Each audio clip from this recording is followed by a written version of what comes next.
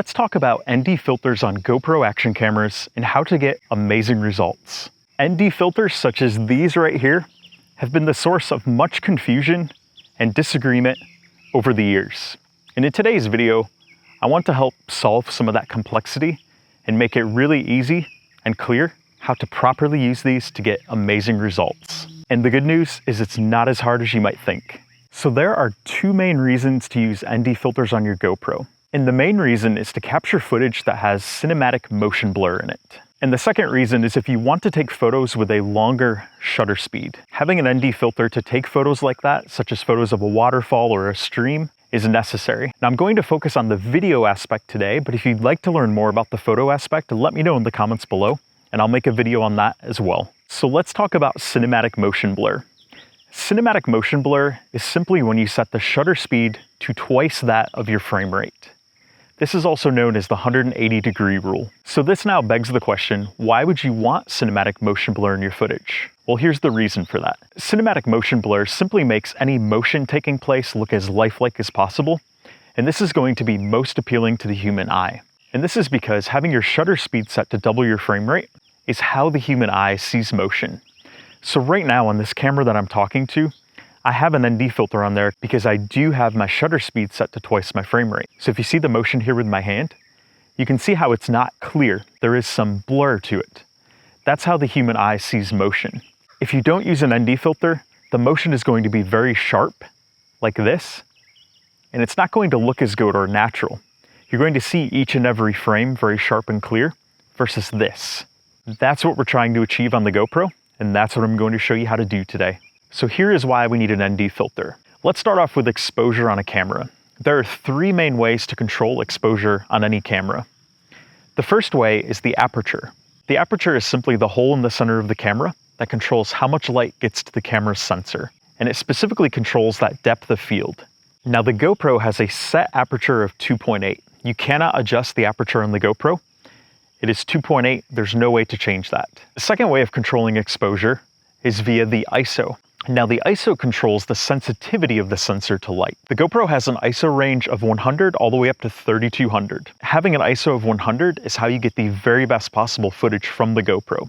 So if you're filming in good enough lighting, an ISO of 100 is what you want for the very best possible footage. And on the GoPro camera, due to this having a smaller sensor, it is especially important to have a low ISO. Once you get up to 800 and above, the footage can become very noisy and unusable. But if you're outside filming on a bright sunny day, you want to have the ISO as low as possible. So we're going to set the ISO to 100 as a fixed value. The third way to control exposure is via the shutter speed. However, a key to note is the shutter speed is how the cinematic motion blur is created. So the shutter speed also needs to be a fixed value if we want that cinematic motion blur. So let's say we're filming in 24 frames per second. We're going to want the shutter speed set to 1/48.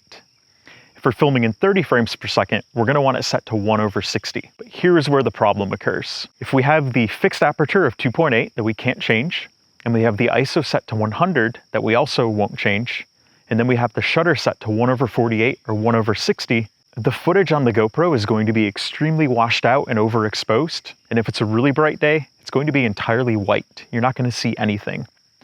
This is where the ND filter comes in to solve that problem. And of course, even though we can change the ISO, if we were to put the ISO higher, it's going to make that footage even more overexposed and white. 100 is the lowest possible ISO value, and even at 100, it'll still be washed out on a bright sunny day. Now, if we didn't have an ND filter, one way we could compensate for this is setting the shutter higher. But when we set the shutter speed to that, we lose our motion blur. Our motion blur is gone. And by the way, this is something that the GoPro will do by default when you have the shutter set to auto. So if you had the ISO set to 100 and the shutter set to auto, it's going to bump up that shutter speed as high as it needs to in order to properly expose the footage. But every frame is going to look really sharp. And trust me, the cinematic motion blur looks so much better. This is where the ND filter saves the day. The ND filter becomes a fourth way to control exposure on the camera. ND stands for neutral density, and essentially an ND filter is sunglasses for your GoPro. The ND filter reduces the amount of light that passes through the lens on your camera, and thus limits the amount of light that hits your camera's sensor. And simply put, this allows you to use a lower shutter speed without overexposing your footage. Most GoPro ND filters available reduce the amount of light hitting your camera sensor by 3 stops, 4 stops, or 5 stops. And typically, the 3 stop is going to be the equivalent of ND8, the 4 stop is going to be the equivalent of ND16, and the 5 stops is going to be the equivalent of ND32. So now that we've talked about ND filters and why and when they should be used, and what an ND filter is, I'm going to show you how to use the ND filter and the key settings you need to know to get those amazing results. So for the newer GoPro cameras, the Hero 9 and the Hero 10, it's important to note that the ND filter actually replaces the lens cover on the camera. So you do have to remove the existing lens cover, and then you have to screw on the ND filter, which is super easy to do. You simply have to pull out a little bit and then twist one way or the other. And as you're pulling out, the lens cover is going to come off. And then all you need to do with the ND filter is put it on diagonally and then twist either left or right as you push down slightly. You will see it lock into place and everything will look even around the lens cover. That's how you'll know you got it on correctly. And on the older GoPros, the Hero 8 and older, all you have to do is pop them on over top of the lens cover, like this right here.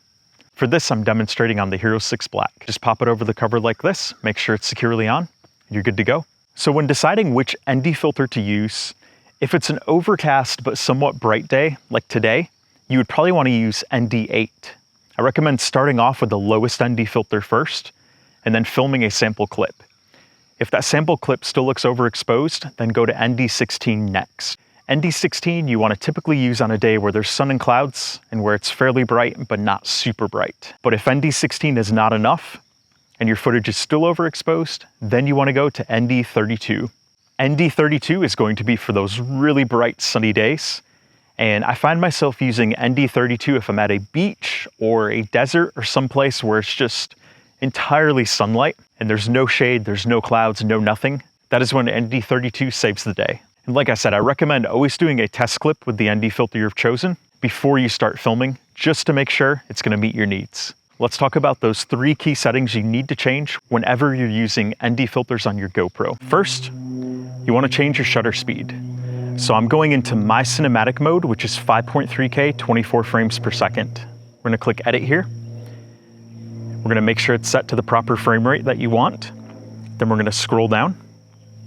And right here where it says shutter, we want to make sure that's set to 1/48. If you do happen to be using 30 frames per second, then you're going to want to set this value to 1/60. Second, we need to adjust our ISO. So like I said before, I recommend setting the ISO min to 100, and I recommend setting the ISO max also to 100. Now, if you feel like your footage is a little bit too dark still after you put on the ND filter, you could put the ISO max to 200, but when using ND filters, I do not recommend going over 200. And finally, the third setting you need to change is you need to turn off Hypersmooth. You do not want Hypersmooth on at all. Hypersmooth does not work properly with lower shutter speeds. Hypersmooth, which is electronic image stabilization, needs higher shutter speeds in order to work properly. Hypersmooth needs clear, sharp images in order to match these individual frames up and properly stabilize the footage. Higher shutter speeds allow for this, but Hypersmooth does not handle motion blur from lower shutter speeds properly. Please note that Hypersmooth not working properly is not the fault of the ND filter. It's simply because Hypersmooth cannot work properly with that cinematic motion blur. And this is why a mechanical gimbal is needed if you want to film with ND filters on a GoPro. I have tested out several gimbals for GoPros, including some for the older GoPros and then some for the newer. And if you're looking for advice on which gimbal to pick up, if you own a Hero 5 Black, 6 Black, or 7 Black, I recommend the GoPro Karma Grip if you want the very best gimbal for those cameras. GoPro does not make this anymore, but you can typically still find it out there. If you can't find that, or if you want something a little bit lower cost, I recommend the Hohem iSteady 3 or the Inky Falcon Plus. For the newer GoPros, such as the Hero 9 and Hero 10, I recommend the Hohem iSteady 4, the Inky Falcon Plus, and the Moza Mini P. All 3 of those I've tested out and they work great with GoPro cameras. So finally, I'm gonna wrap up this video with some samples. Please note that all of these samples were filmed using the 3 key settings and all other settings I told you about in this video. And all of these shots were filmed using a mechanical gimbal, except for the shots that were filmed on the car. On the car, I used the GoPro suction cup mount. And when you're using that suction cup mount, you generally do not need Hypersmooth turned on because it stays very stable and the camera itself moves with the car. So the footage therefore looks great. It doesn't need stabilization.